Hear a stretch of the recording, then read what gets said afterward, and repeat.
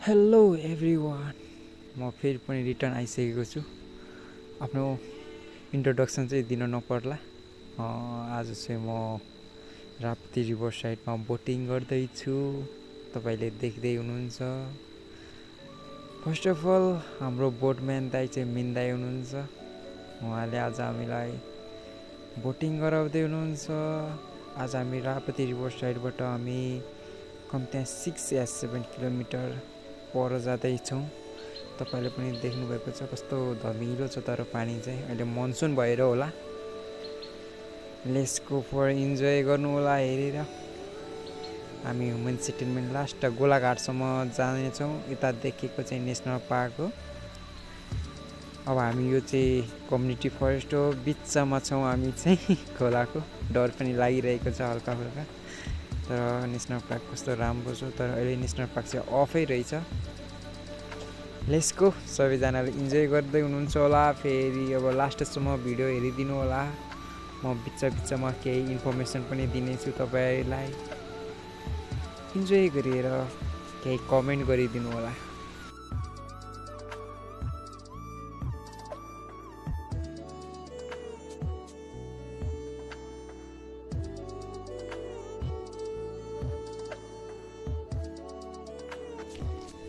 हामी just 15 minute जति भयो बोटिङ गरेको।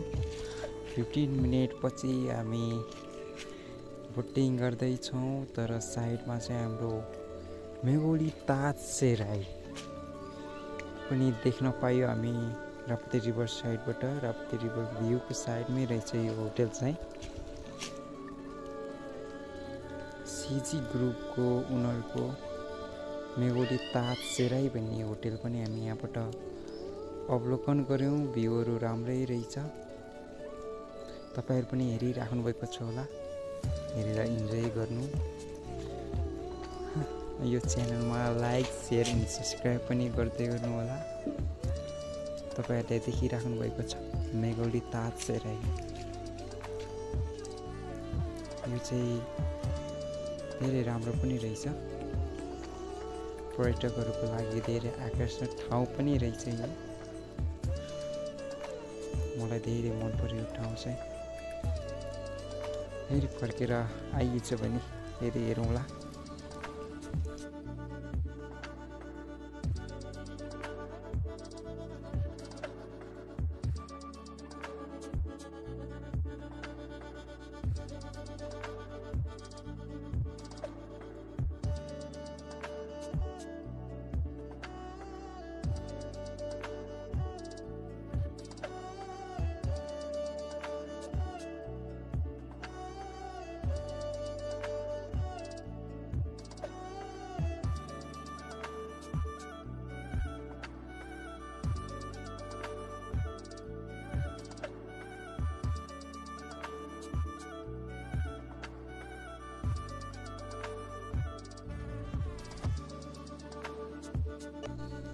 कस्तो रमाइलो ठाउँ छ, तपाईँले हेरेर इन्जोय गरिराख्नु भएको छ होला।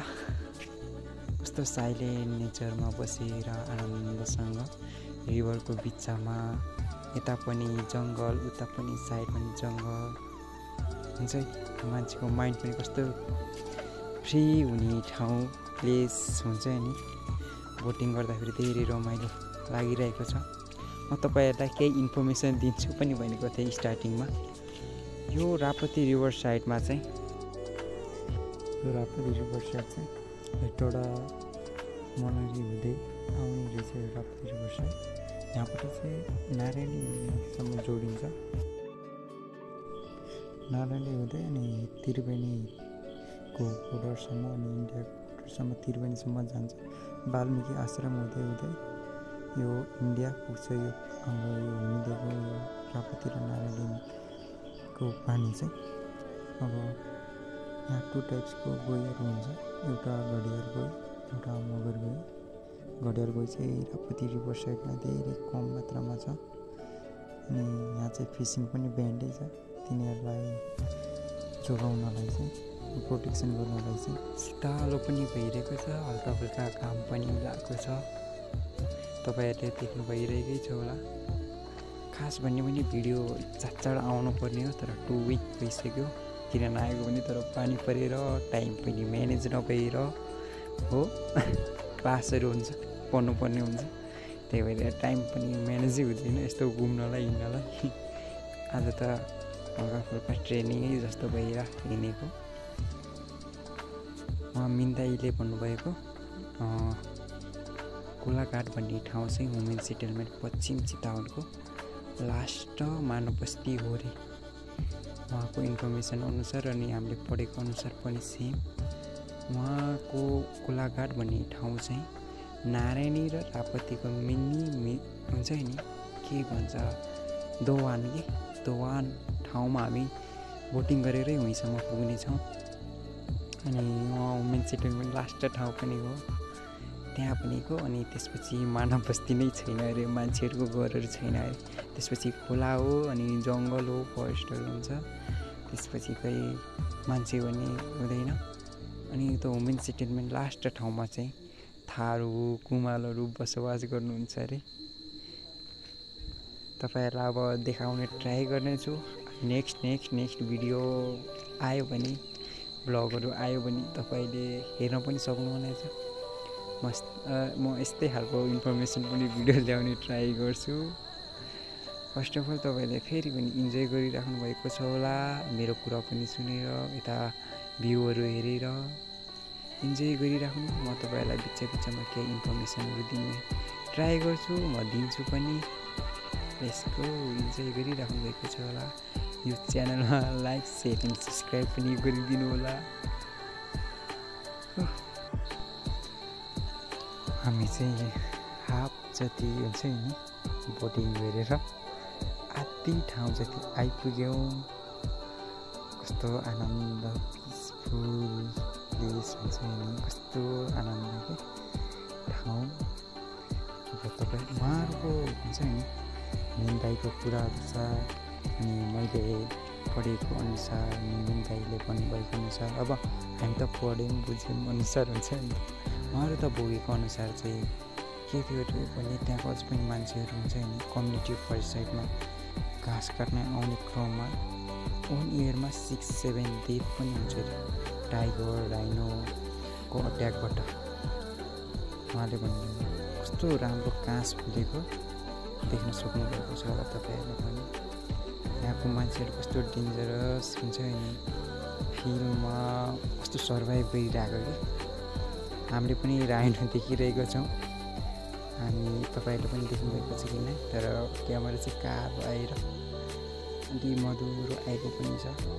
हामी पनि यस्तो लकी बोटिङ गर्दाखेरि पनि यस्तो राइनो देख्न पायौँ। तपाईँहरू पनि देख्नुभएको छ कि नै, तर पक्का आउनुपर्ने रहेछ चितवन चाहिँ। ओ माई गॉड, खुसी पनि लागेको छ, डर पनि लागेको छ। तपाईँले देख्नुभएको छ 100 राइनो ओन्ली नेपालमा मात्र पाइने एन्ड इन्डियामा पनि छ भनौँ न। नेपालमा चाहिँ धेरै छ, इन्डियामा भन्दा बेसी। कस्तो राम्रो है, धेरै राम्रो छ। यही हेर्नलाई मान्छेहरू कहाँबाट आउँछन्। हामी धेरै लकी आज बोटिङ गर्ने बेला देख्न पाइयो। कहाँ पनि हल्का लागिरहेको छ, म तर छातो चाहिँ उडिरहेको छु। बिचमा कस्तो खोला धमिलो भए पनि यता राइट पनि काँस फुलेर वाइट कलरमा, राइट पनि हुन्छ राइट र लेफ्टै काँस फुलेर कस्तो वाइटमा, बिचमा कस्तो राम्रो कि नेचर भनेको नेचरै हो कि खोला। तपाईँहरू हेर्नुभएको छ होला, इन्जोय गर्नु। अनि के कस्तो छ ब्लगहरूमा कमेन्ट पनि गरिदिनु होला। कस्तो खालको ब्लग चाहियो तपाईँले भनिदिनु होला।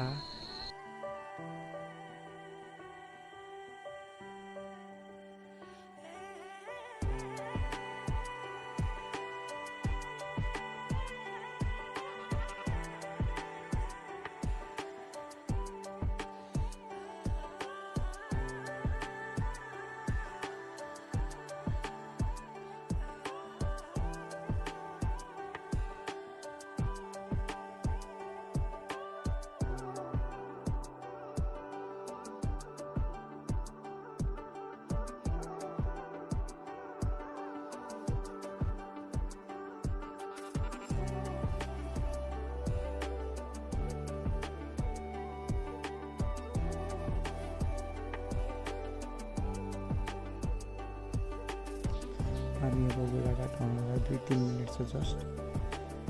हामी आइपुगेका छौँ राप्तीबाट फुटेर। गाइस फाइनली हामी पुगिसकेका छौँ गोलाघाट सनसेट भ्यू पोइन्ट। यो देखेको राप्ती भइहाल्यो तपाईँहरूलाई। यो यतापट्टिको राइट साइडमा भइहाल्यो नारायणी, यो चाहिँ मिटअप पोइन्ट हो। तपाईँले सनसेट भ्यू पोइन्ट पनि। Thank you so much for watching. सबैले हेरिदिनु भयो, थ्याङ्क यू।